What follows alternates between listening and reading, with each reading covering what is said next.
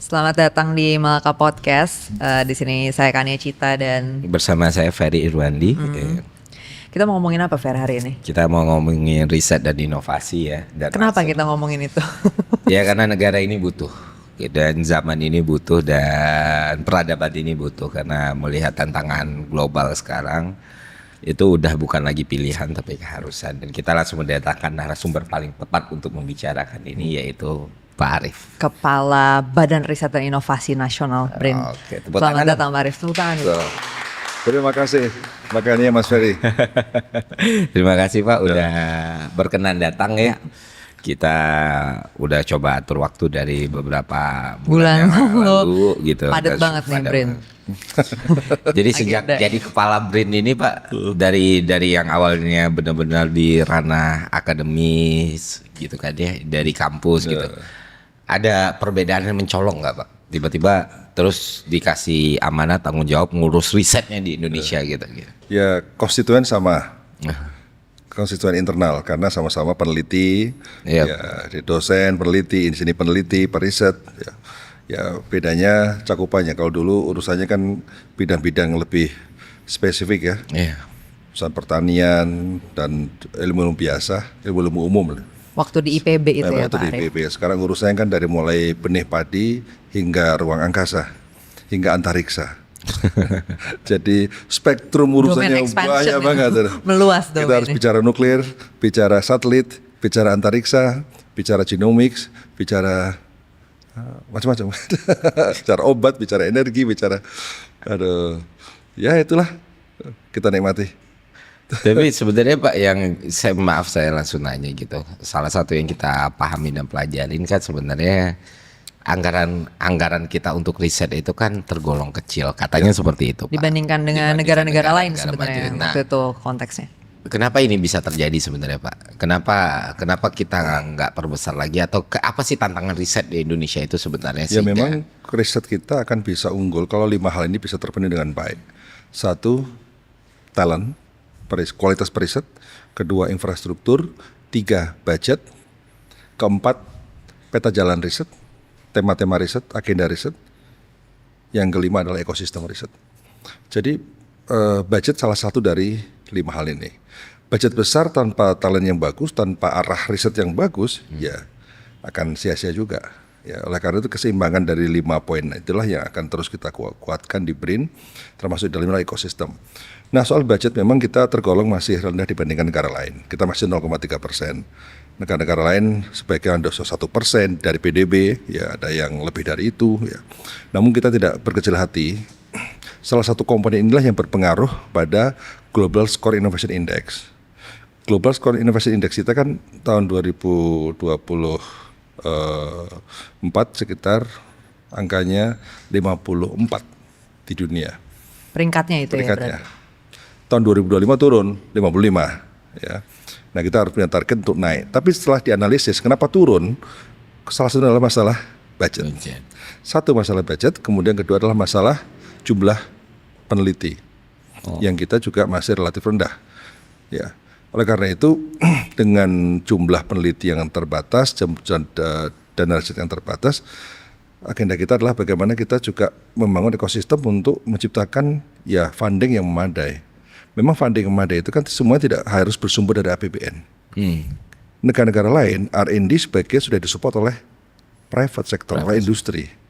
Thailand aja kalau kita baru 12% angka kontribusi dana swasta untuk R&D, ya di Thailand sudah di atas 50%, di Korea sekitar itu, Jepang dan negara-negara lain sudah di atas 40%. Artinya memang swasta juga dituntut untuk membangun kekuatan R&D di industri. Sekarang di Tiongkok, berapa Huawei punya periset?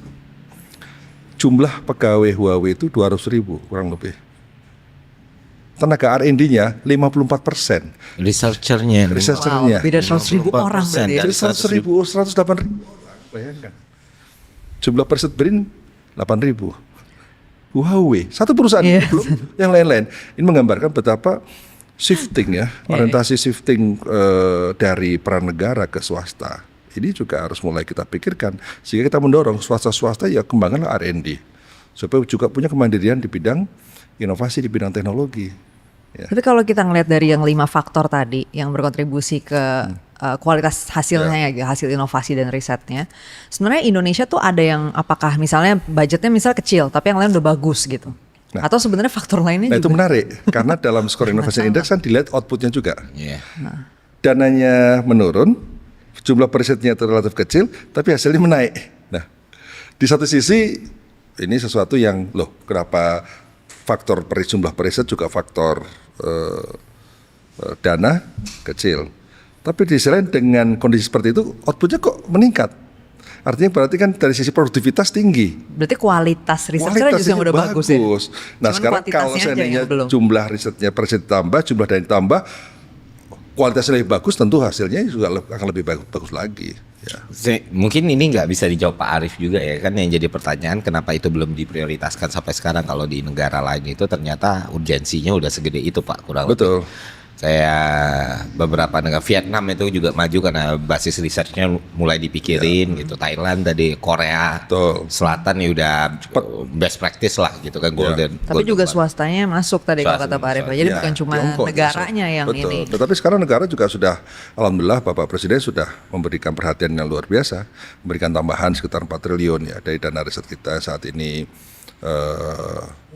Sekitar 8 triliun kan nambah tambahan. Sekarang berarti udah 12 triliun nih Pak. Ya kurang lebih lah ya. Tapi kita ingin terus bertambah ya.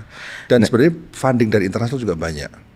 Sehingga kita juga perlu memikirkan trust fund untuk research. Kan model-model funding dari berbagai filantropi ya itu juga sangat banyak. Ya, jadi makanya model-model yang dikembangkan oleh berbagai jumlah trust fund untuk riset ini yang mulai berkembang. Baru kemarin saya bicarakan hal ini, kemungkinan kita mencari sumber pembiayaan alternatif non APBN. Dan apalagi sekarang sudah ada LPDP. Nah, BRIN sendiri ya, tahun ini kita sudah menambah ya jumlah dana risetnya. Dan kami mendapatkan dana tambahan dari LPDP sekitar 1 triliun tambahannya. Itu membuat periset lebih luas untuk melakukan riset. Jadi yang APBN ya memang penuh dengan keterbatasan, tapi sumber dari LPDP, kemudian kita menjadi sumber mitra dari berbagai level ya, dari level global maupun mitra industri juga saya kira hal yang penting. Nah, yang kita masih bahas yang di awal dulu ya, Ya. Pak, masalah keadaan riset di Indonesia sendiri gitu. Karena kalau dalam ekonomi kan itu jadi kunci sebenarnya. Ya. Karena produk itu nggak akan muncul tanpa R&D dan R&D itu nggak murah kan. Ya. Bank itu nggak murah gitu. Betul. Nah, investasi di sini itu kan diperlukan banget. Kalau kita terus-terusan bergantung sama I sama C ya jangan I dulu lah, C konsumsi terus ya kita nggak akan keluar dari Betul. middle income trap gitu. Nah, yang jadi pertanyaan kita juga sekarang Pak, dari apa yang Bapak jelaskan tadi, masalah kayak gimana kita mengumpulkan biaya-biaya riset dari luar ataupun dari pembiayaan selain APBN sendiri. Nah, BRIN tuh punya tupoksi di situ nggak Pak sebenarnya?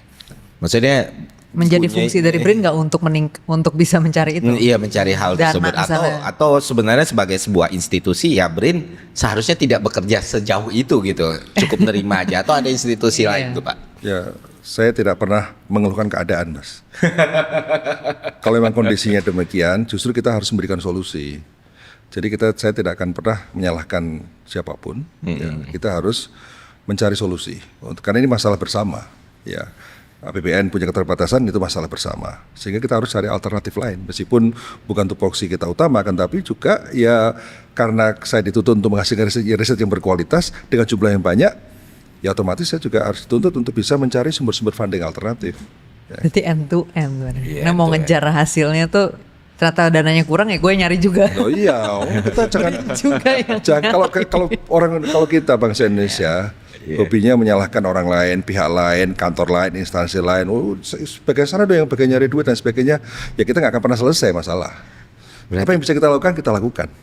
Nah, justru itu meringankan beban dari berbagai pihak. Karena menarik nih, tadi Bapak sempat singgung kita dituntut untuk kualitas risetnya naik. Ya. Nah, riset berkualitas itu sebenarnya apa sih Pak? Karena basisnya di Indonesia sendiri, di dunia akademik juga yang kita lihat, dan kita nggak bisa menutup mata juga, kita harus fair enough untuk mengakui bahwa mostly dari kacamata awam seperti saya ya, hasil riset itu pada akhirnya ya paper just paper gitu loh. Apakah karena paper itu bagus kita bilang itu berkualitas atau bagaimana gitu Pak? Ya yang pertama adalah yang berdampak. Berdampak itu ada beberapa dimensi. Satu, berdampak terhadap ilmu pengetahuan. Kan penemuan spesies-spesies baru itu berdampak pada pengetahuan. Itu penting nggak? Penting sekali. Ya. Ya. Kemudian yang kedua adalah berdampak secara ekonomi. Berdampak secara ekonomi berarti apa? Seperti dikatakan Paul Romer, dia mengatakan bahwa konsep endogenous growth theory itu pertumbuhan ekonomi ke depan akan sangat tergantung pada kekuatan R&D, kekuatan inovasi, kekuatan entrepreneurship. Jadi bukan lagi kekuatan semata-mata dari modal, dari resources, tapi inovasi apa yang bisa dihasilkan itu akan bisa mendorong kekuatan ekonomi ke depan. Oleh karena itu, innovation based economy ini menjadi hal yang harus kita perjuangkan ke depan. Oleh karena itu, inovasi hanya bisa muncul dari hasil riset, sehingga orientasi riset harus mulai berpikir tentang dampak tadi. Satu, dampak pada ilmu pengetahuan, dampak pada ekonomi, juga dampak pada policy. Policy yang bagus adalah policy memang didasarkan pada evidence, didasarkan pada data yang kuat. Nah itulah berdampak itu memang sangat ditunggu-tunggu oleh publik. Begitu saya dilantik menjadi kepala BRIN, hampir semua orang datang ke saya mengatakan BRIN harus dirasakan manfaatnya oleh masyarakat, dirasakan manfaatnya oleh industri, dirasakan manfaatnya oleh kementerian lain, dirasakan manfaatnya oleh publik, kan gitu. Tidak hanya sekedar tadi publish di mana dinikmati hanya oleh periset, oleh kalangan terbatas. Oleh karena itu, saya mengatakan bahwa dampak itu kan bisa jangka pendek, jangka menengah, jangka panjang. Ilmu dasar itu berdampak. Dampaknya tapi jangka sangat panjang sekali. Penting nggak? Penting. Bagaimana kita akan bisa memperkuat basis pengetahuan yang kuat itu kalau tanpa kekuatan riset dasar. Ya. Riset dasar itu fondasi. Tapi kalau kita hanya fokus pada sini, maka publik tidak akan pernah merasakan jangka pendek. Sehingga riset-riset yang jangka pendek, jangka menengah menjadi penting. Riset yang applied riset yang berdampak tadi. Nah inilah model seperti di Jerman. Ada Max Planck Institute, Basic Science, Basic Research. Ada Leibniz Institute, Applied Research. Ada Fraunhofer Institute, komersialisasi riset. BRIN gimana? Ya tiga-tiganya. Karena apa? Karena kita berasal dari organisasi-organisasi, lembaga-lembaga yang memiliki karakteristik yang sangat beragam, sehingga kita harus mengakomodasi semuanya. Sehingga yang basic research harus kita perkuat, yang applied research juga kita harus kuat. Tapi sekarang itu kita harus mulai yang applied research ya sesuai dengan kebutuhan industri, sesuai dengan kebutuhan masyarakat. Supaya apa? Dan supaya dipakai. Nah sekarang misalnya gini Mas, bagaimana kita riset soal energi? Kita energi hari ini mengalami ancaman krisis. Sehingga kita harus hadir dengan satu sumber-sumber alternatif baru. Sehingga diversifikasi energi menjadi penting. Nah oleh karena itu sekarang sampah plastik sudah kita buat menjadi petosol itu. Alat pengelolaan sampah pirolisis. Nah ini besok saya akan ke Jepara meresmikan itu.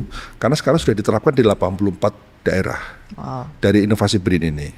Untuk apa? Untuk membuat hasil dari pengolahan sampah plastik itu menjadi bahan bakar yang bisa dipakai oleh nelayan untuk melaut. Itu kan nelayan tidak perlu bergantung lagi pada solar biasa, cukup dari limbah plastik. Itu kan contoh bagaimana riset kemudian berdapat inovasi yang berdampak pada ekonomi. Itu salah satu contoh kecil soal energi ini. Tapi ada juga riset yang memang agak jangka menengah jangka panjang. Seperti Profesor Susumu Kitagawa dari Jepang, dari Kyoto. Dia menemukan apa yang disebut dengan metal organic framework.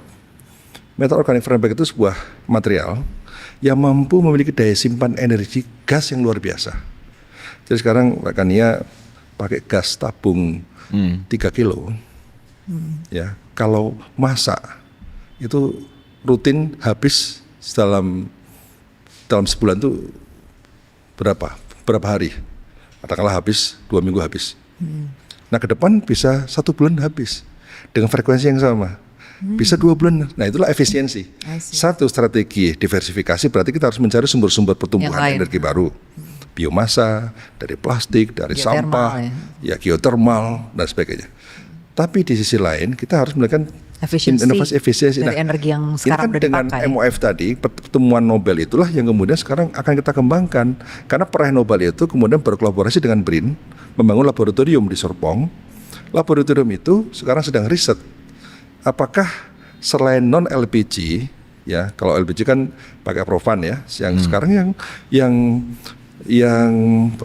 gas yang kita miliki di Indonesia bisa nggak disimpan dengan model yang sama seperti di Jepang itu. Jadi kalau ini temuannya itu kita berhasil menemukan itu, artinya gas yang ada gas metan dan gas-gas lain di Indonesia bisa disimpan dengan baik, terbukti, maka itu akan bisa membuat efisiensi kita luar biasa. Dan ketergantungan kita pada LPG akan berkurang jauh. Sekarang berapa impor LPG? Kan sudah di atas 80 triliun. Jadi ada energy security sebenarnya kalau bisa makanya. Tapi ini memang jangka yang tidak sangat pendek banget. Ini makanya kita sedang kita lakukan. Makanya kita sekarang koordinasi dengan berbagai pihak, termasuk dengan harus dengan Pertamina, dengan perusahaan dan Antara dan sebagainya yang akan nanti mengembangkan, dan juga dengan swasta yang mengembangkan tadi tabung-tabung tersebut.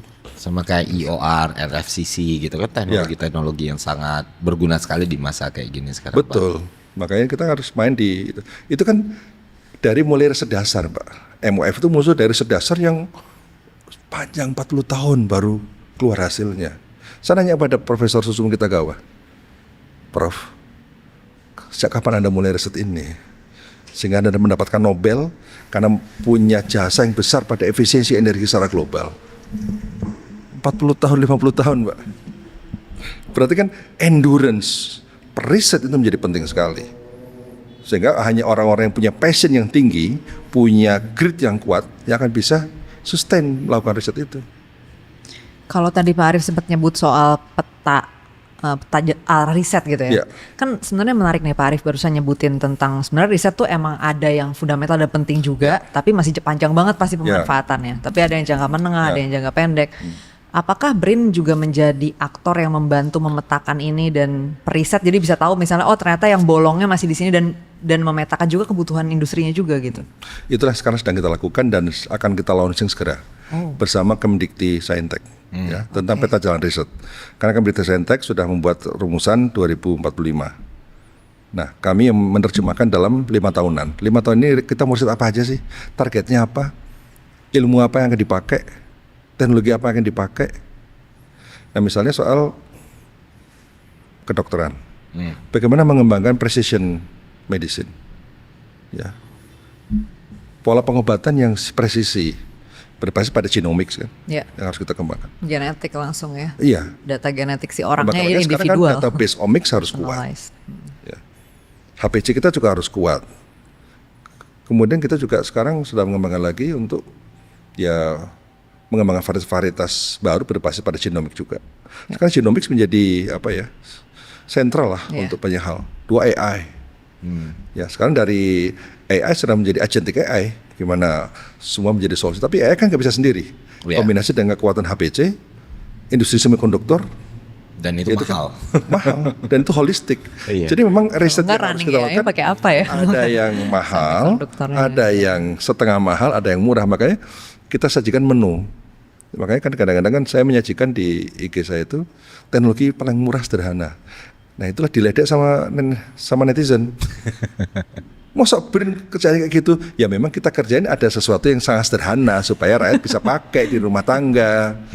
Ada lagi urusan BRIN sudah bikin satelit sendiri yang sudah ada di orbit sekarang itu. Dan akhir tahun ini akan launching lagi satelit produksi BRIN yang digunakan untuk pencitraan, untuk ketahanan pangan, untuk ini ya.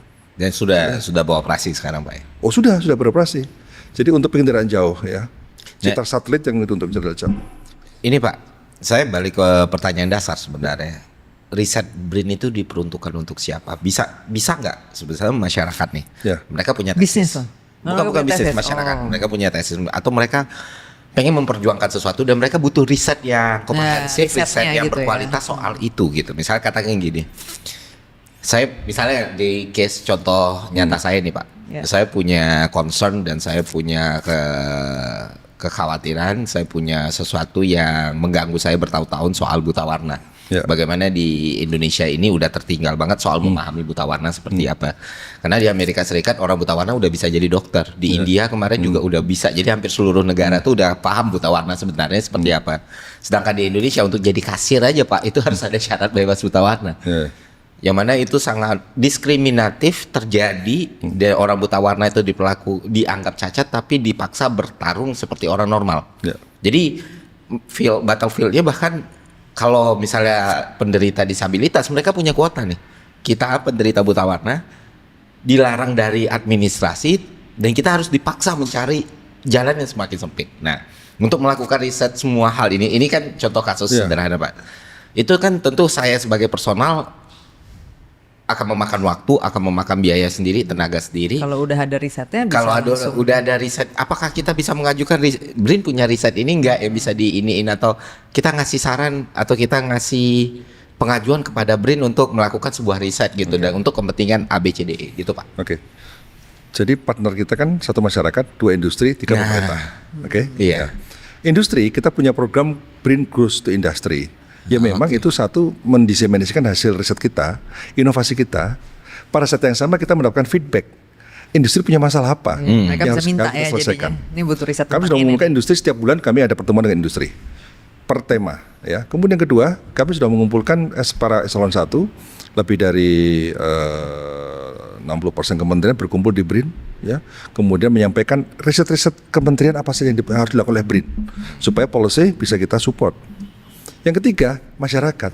Nah, untuk masyarakat ini makanya saya besok ke lapangan ke Jepara untuk dialog dengan masyarakat, mau panen padinya BRIN, kemudian mau itu, kemudian sekaligus pada saat itulah para petani akan menyampaikan kan, ini ternyata punya BRIN, hasilnya seperti apa, feedbacknya seperti apa, ya saya harus tahu dari lapangan, sehingga memang menyerap aspirasi itu menjadi penting. Dan masyarakat bisa mengajukan audiensi itu, Nah, Pak Arief.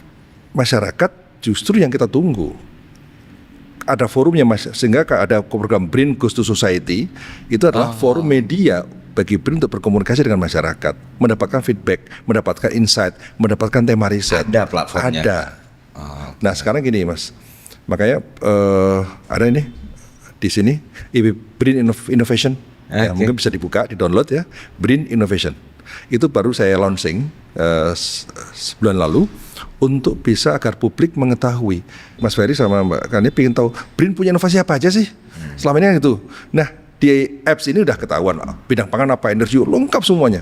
Nah bisa chat juga, bisa chatting, bisa menyampaikan aspirasi juga. Jadi kami membuka kanal yang bisa berkomunikasi dengan publik. Nah sebentar lagi kita akan bangun Rumah Inovasi Indonesia.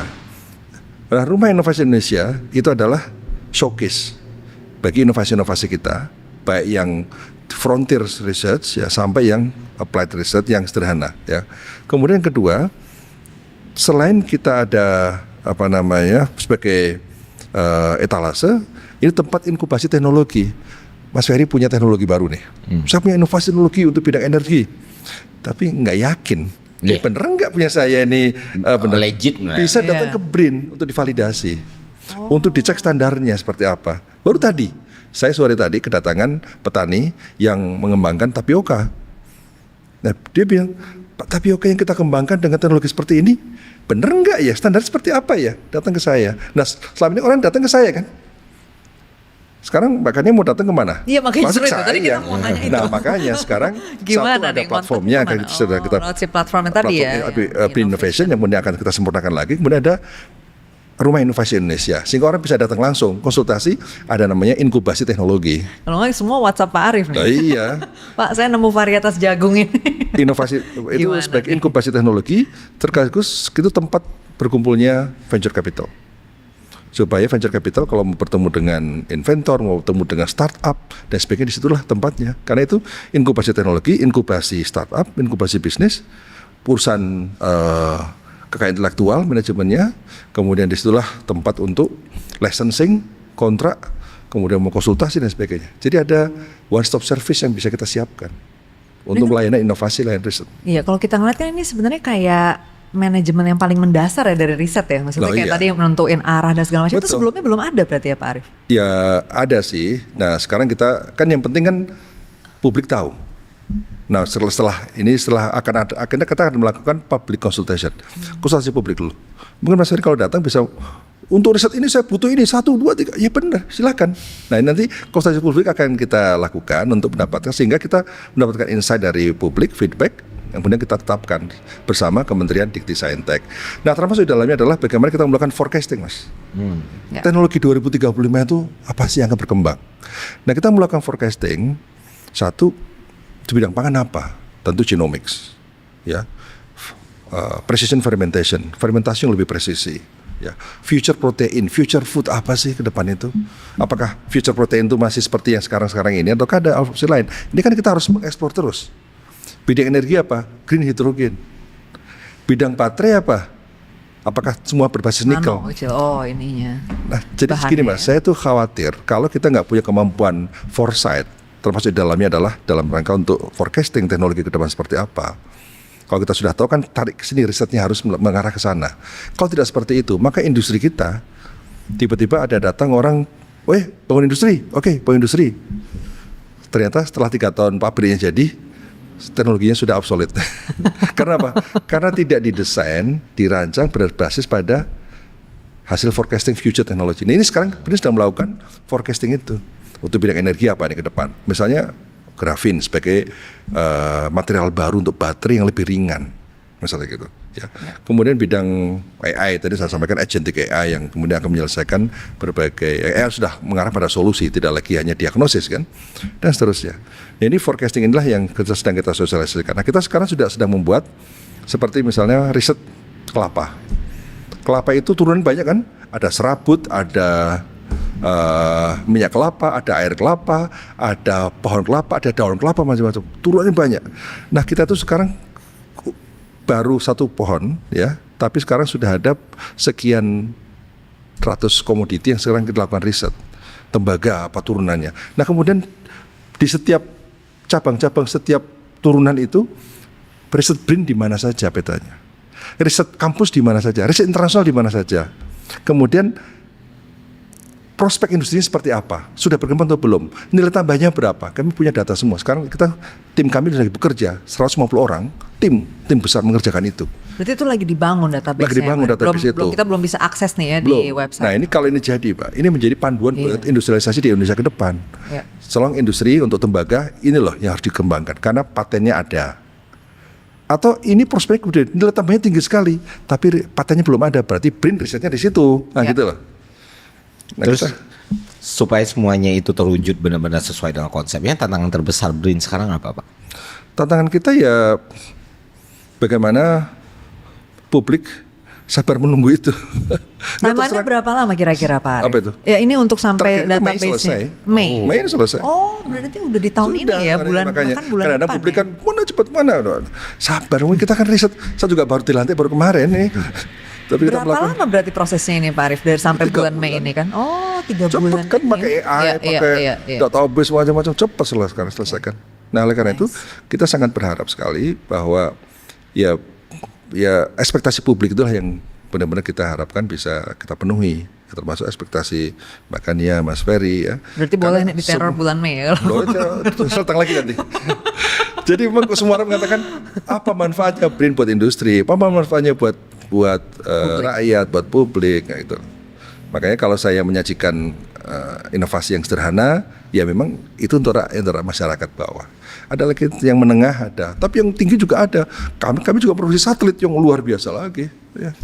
Tapi kan memang di sisi yang lain ketika masyarakat udah aware kita punya badan riset kan sebenarnya sinyal yang bagus juga. Bagus, artinya kebutuhan riset tuh ternyata orang udah mulai banyak tahu tuh. Iya. Kan? Problemnya sekarang itu konektivitasnya antara riset ke masyarakat, riset dengan industri. Kita kan nggak pernah dapat tuh Pak. Maksudnya kayak ini. Saya tuh penasaran ada nggak sih riset BRIN yang pertama untuk policy itu melahirkan satu policy di kementerian lain atau badan lain yang sampai sekarang masih kepake, atau ada nggak hasil riset BRIN yang ternyata sekarang itu udah jadi sesuatu yang established gitu Pak? Iya. Sejauh ini. Ya sampah kita di Bantar Gebang yang mampu membantu menyelesaikan sampah menjadi energi. Itu kan sebelum sekarang proyek besar-besaran dikembangkan oleh pemerintah, kami sudah menginisiasi untuk sekitar 50-100 ton per day sampah yang ada di Bantar Gebang itu untuk menjadi listrik. Nah, sekarang kami menawarkan dengan harga yang lebih murah, 50 ton, 100 ton, ya, dan lain sebagainya. Nah, kemudian sekarang pesawat terbang. pesawat terbang N219 sudah jadi. Itu hasil rancangan BRIN dengan PT DI, ya. Dan kemudian dengan kementerian lain, support dari Kementerian Pertahanan dan sebagainya. Dan kemudian sekarang sedang kita riset kembali agar bisa mereka pesawat ini bisa mendarat di air sehingga menjadi pesawat amfibi. Karena kalau kita pesawat yang konvensional, maka dibutuhkan runway.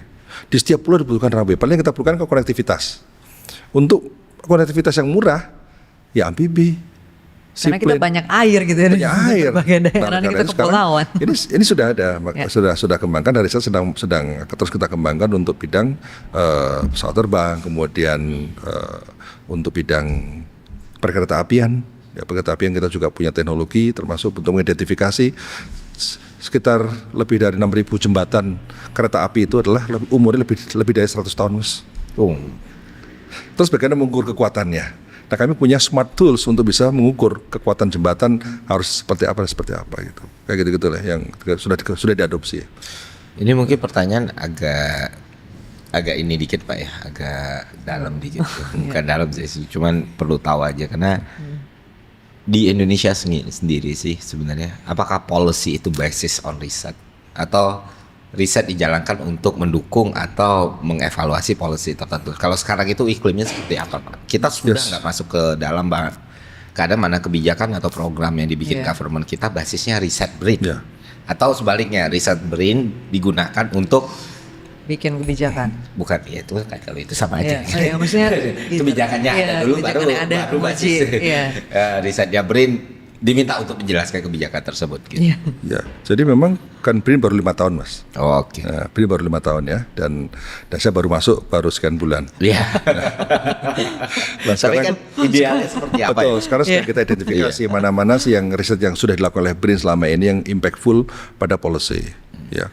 Dan kemudian tentu yang kita harapkan dan Pak Presiden sendiri mengarahkan bahwa ya BRIN harus bisa menjadi satu sumber yang bisa diandalkan dalam policy design, ya, agar policy itu memang dirancang berbasis pada evidence, berbasis pada data. Tadi saya sampaikan tadi itu. Pada saat yang sama ya sekarang kita juga melakukan evaluasi, evaluasi terhadap berbagai kebijakan yang ada. Tapi berarti sebelumnya belum ada berarti Pak Arief? Ya saya yakin ada. Ya. Saya menurut keyakinan saya. Cocok itu. Ada. Ya pasti ada lah. Nah sekarang ya terus justru kita perkuat dengan lebih sistematis lagi. Artinya saya ngundang kementerian-kementerian datang. Apa sih masalahnya? Kalau sekarang udah jadi concern. Sudah concern. Mereka berkepentingan. Loh sekarang kan para menteri kan butuh support BRIN untuk riset sebagai dasar policy maupun untuk evaluasi. Kita ingin tahu ukurannya seperti apa. Nah, jadi misalnya untuk untuk mengukur misalnya bagaimana sekarang partisipasi masyarakat terhadap KB misalnya, kan harus diukur, Mas. Persepsi terhadap alat kontrasepsi seperti apa, itu harus diukur. Pemanfaatan korteks misalnya. Nah itu kemudian policy tentang geopolitik. Ya macam-macam, semua aspek baik politik, geopolitik dan sebagainya. Nah tugas BRIN adalah yang menyajikan sesuatu yang berbasis pada data, saintifik, ya harus objektif, harus independen. Tapi soal how to communicate itu yang seninya kan. Ya, bagaimana itu kita aspek yang beda lagi. Bagaimana kita mengkomunikasikan hasil ini, itulah yang itu next yang harus kita terus lakukan. Itu menarik sih Prof, Pak Arief, karena kan kebiasaan ketika kita bicara STEM, scientific atau research method dan segala macam, orang tuh lupa gitu. Benar aja tuh nggak cukup, tapi bagaimana menyampaikan kebenaran itu kan betul. Seringkali aspek yang paling sering ditinggalkan nih. Betul. Jadi ketika substansinya udah bagus banget, ya datanya udah kuat banget. Datanya udah kuat banget, tapi bagaimana ke stakeholdernya bisa. Ya kan jangan sampai membuat keresahan publik juga. Iya. Bagaimana membuat kepanikan masyarakat, kepanikan industri, itu kan juga bahaya dalam kerangka stabilitas. Nah sehingga kan makanya seni untuk menyampaikan, seni untuk manfaat mendiseminasikan hasil riset juga satu agenda yang harus terus kita perkuat juga. Sekarang BRIN udah punya conscious nggak Pak soal itu Pak? Oh iya, pastilah. Makanya ketika misalnya ramalan cuaca, ya. seperti apa. Kan kalau tiba-tiba kita hasil objektif Jakarta akan gini-gini, cuaca wah, ekstrim. orang 2 hari. takut semua. Makanya itu kan kita harus koordinasi dengan kementerian lain, bagaimana cara mengkomunikasinya kepada publik, komunikasi pada industri, termasuk komunikasi pada pemerintah terhadap hasilnya seperti apa. Ya, nah misalnya sekarang ya suasana El Nino misalnya, ya berarti kan teknologi bridge lama menggunakan pesawat untuk modifikasi cuaca. Sekarang menggunakan drone, bagaimana caranya supaya lebih hemat. Ya. Jadi kan cuaca ekstrim, wah, itu kan banyak hal ya Pak soal. Makanya kita sekarang lagi kembangkan juga riset akan menghasilkan inovasi tentang bagaimana early warning system untuk banjir, early warning system untuk erosi. Apalagi setelah bencana itu. Loh ini kan kita kan daerah yang memang rentan terhadap bencana. Nah sehingga kita akan bangun pusat riset bencana di BRIN. Oh, cool. Untuk apa? Untuk ya itu menyelesaikan tetapi kan tidak hanya masalah teknis. Tapi bagaimana masalah kesehatannya, masalah sosialnya, Politiknya, healingnya, semuanya, semua aspek lah. Dan namanya disaster kan multidisiplin. Semua aspek kita lihat. Saya apresiasi itu Pak, karena beberapa bulan di Aceh itu saya sempat di bandara kan saya naik turun ya. Terus ketemu teman BMKG. Saya kaget juga, oh ada orang-orang BRIN di sini ya gitu. Ternyata mereka benar-benar kerja under the exposure atau segala macam, tapi fungsinya tuh signifikan banget untuk modifikasi cuaca. Betul. Ternyata terbangnya tuh bareng gitu. Ada gitu. Termasuk kita menjadikan Arsinum, air siap minum. Jadi air banjir dimasukkan, keluar bisa minum. Kita 10.000 liter per hari. Untuk satu alat. Gitu ya, jadi kalau 3 kan 30.000 liter lumayan kan. Ya. Alhamdulillah kita support untuk Arsinum ini. Nah sekarang permintaan Arsinum banyak sekali. Nah sekarang yang kita tunggu adalah industri yang memproduksi itu gitu loh Mas. Kan nggak mungkin bikin pabrik untuk memproduksi. BRIN hanya inovasi, prototipe, kemudian di licensing kan ke industri. Kalau industri ada peta tadi membantu Pak Arief, industri bisa lihat kayak ini ternyata ini yang lagi banyak supply-nya gitu kan, atau sedikit supply-nya kan mapping iya. Industri juga nggak tahu. Nah, makanya itulah mau masuk hal bicara BRIN sekarang bicara soal marketing. Ya. Jadi tidak cukup hanya produksi riset yang bagus, tapi kita nggak bisa memasarkan. Maka tugas saya sekarang adalah ya saya harus menjadi sales inovasi. Kalau nggak terkoneksi ya buat apa gitu. Oh iya. Saya ini pertanyaan iseng aja sih sebentar Pak. Kalau misalnya ya anggaran BRIN existing sekarang itu naik 10 kali lipat lah katakan gitu. Misalnya iya kita ambil ekstrim aja 0,3% jadi 3%. Ya. Pak Arief optimis nggak pertumbuhan ekonomi kita dengan anggaran segitu bisa di-push sampai 6-7%? Yakin. Yakin Pak? Bisa. Karena memang semua jurnalnya, semua papernya, semua penelitiannya memang kuncinya di situ. Loh iya, saya harus yakin Mas. Karena apa? Berarti kan riset semakin dekat kan dengan industri kita. Kayak gini Mas, negara-negara maju, lembaga-lembaga risetnya fokus pada riset yang wow banget, yang frontiers banget, dan juga fundamental research. Ya. Mengapa? Karena yang applied research sebagian sudah dilakukan oleh industri. Negara nggak mengambil peran lagi di situ. Oh, ya udah private sector. Sudah private sector. Industri kita disayangkan di Tiongkok. Setiap industri udah punya R&D. Dan negara ngapain riset itu lagi? Risetnya pada material science-nya yang lebih jangka panjang gitu-gitu loh. Nah negara kita kontribusi industri dalam R&D kan masih rendah. Sehingga negara mau nggak mau ya harus hadir dalam applied research untuk membantu industri. Itu jadi katalis ya. Nah itu. Jadi mengapa negara Korea maju sekali, Jepang maju sekali, Tiongkok maju sekali, Jerman maju sekali. Ya karena setiap itu R&D-nya luar biasa. Nah sekarang untuk yang misalnya di Jepang, saya kemarin berkunjung ke AIS, ketemu pimpinan AIS. AIS itu Advanced Industrial Science and Technology. Jadi pusat riset yang industrial, applied ya. Itu apa? Ya bicara tentang quantum computing, bicara yang canggih-canggih ya loh. Investasinya mahal sekali, alatnya aja 1 triliun gitu loh. Yang swasta juga mikir kan punya investasi kayak gitu. Tapi di Indonesia swastanya aja belum running ya. Nah itu. Iya. Nah itu makanya dengan swasta itu belum mengembangkan R&D yang cukup memadai, ya dia hanya beli teknologi, beli paten dari luar kan gitu-gitu aja kan.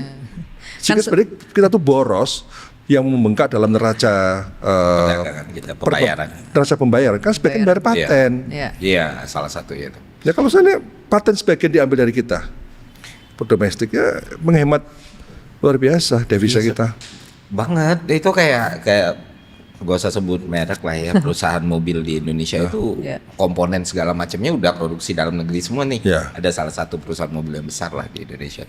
Tapi ya mahalnya di patennya dulu. Terus sekarang bagus Mas, kereta api misalnya, untuk satu komponen KRL misalnya, sekarang sudah ada 260 perusahaan yang supplier komponen lokal dengan tingkat TKDN-nya 48%, naik nanti targetnya 70%. Jadi sekarang komponen-komponen kereta api sudah dikembangkan UMKM juga di Indonesia, kan bagus. Nah sekarang tugas kita apa? Materialnya bener enggak? Kekuatannya seperti apa? Kan harus diuji, distandarkan. Nah BRIN itu harus melakukan pendampingan seperti itu. Nah mungkin karena penonton kita juga banyak datang dari kalangan akademisi, Pak, dosen dan segala macam. Mungkin mau tahu juga di BRIN itu ada nggak fasilitas atau misalnya ruang untuk BRIN membiayain riset mandiri para dosen ini atau para akademisi atau para researcher ini? Jadi kita mengundang para dosen untuk riset berkolaborasi dengan BRIN. Jadi justru BRIN nggak bisa sendiri. BRIN butuh partner, termasuk partner dengan industri, partner dengan dosen. Kita punya PKR, Pusat Kolaborasi Riset, yang itu riset khusus dengan perguruan tinggi. Ada lagi RIM, riset dan inovasi ya, yang dari LPDP, kita juga guna perguruan tinggi. Dan manfaatkan fasilitas kita. Sekarang untuk lab genomics BRIN itu terbaik di Asia Tenggara. Yang punya uji untuk pesawat terbang, lab-labnya di mana? Di BRIN di Serpong. Uji untuk kapal dengan teknologi hidrodinamika di mana? Di Surabaya. Lengkap Mas alatnya itu. Makanya saya tuh optimis kok masa depan Indonesia itu, karena apa? Fasilitas kita udah bagus, sudah lengkap, orangnya juga hebat-hebat, orang BRIN. Orang kampus juga hebat-hebat. Dan sekarang kan tinggal bagaimana manajemen. Sebagai talent management, hari ini yang kita perlukan adalah bagaimana talent management, mapping, memberdayakan. Kemudian mereka produktif, ya kita motivasi, kemudian kita pasarkan hasilnya, gitu. Jadi sebenarnya banyak pekerjaan-pekerjaan yang bukan ya seolah-olah ini bukan pekerjaan periset di BRIN itu yang penting sekali dilakukan. Ya, tadi membangun ekosistem, deal with industry, ya. Kita harus mencari angel investor, ya gitu kan. Kerjaan-kerjaan yang bisnis, dan sehingga di BRIN juga butuh orang marketing, butuh orang bisnis untuk percepat itu. Periset terus bekerja untuk risetnya yang unggul. Nah, tapi periset sekarang juga harus punya mindset yang bagus, harus mulai berkomunikasi dengan stakeholders, dengan bahasa-bahasa yang juga harus bisa dipahami oleh stakeholders. Jadi memang mengkombinasikan antara imajinasi periset, kreativitas periset dengan tuntutan dan kebutuhan stakeholders. Itulah yang sekarang sedang kita upayakan. Kan imajinasi juga penting. Tapi mencari titik temu antara imajinasi dengan demand dan aplikasi, kebutuhan dengan penerapan. Nah itulah sekarang yang harus kita lakukan. Kita tunggu gitu. Berarti ya aplikasi Bring Innovation tadi. Sangat menarik sekali. Terima kasih Pak Arief di tengah. Terima kasih banyak. Sama-sama. Saya terima kasih banyak. Jauh perjalanan itu. Macet banget pasti. Terima kasih banyak sudah mampir. Semoga bisa mampir lagi Pak. Kita Insya Allah. Nanti kalau Rumah Inovasi Indonesia sudah jadi, mohon berkunjung. Oh iya. Mampir podcast di sana. Mohon download apps-nya BRIN. Siap. Lupa itu masih Indonesia dan semoga riset di Indonesia terus. Ya, thanks for watching. Sampai ketemu di Malaka Podcast lainnya.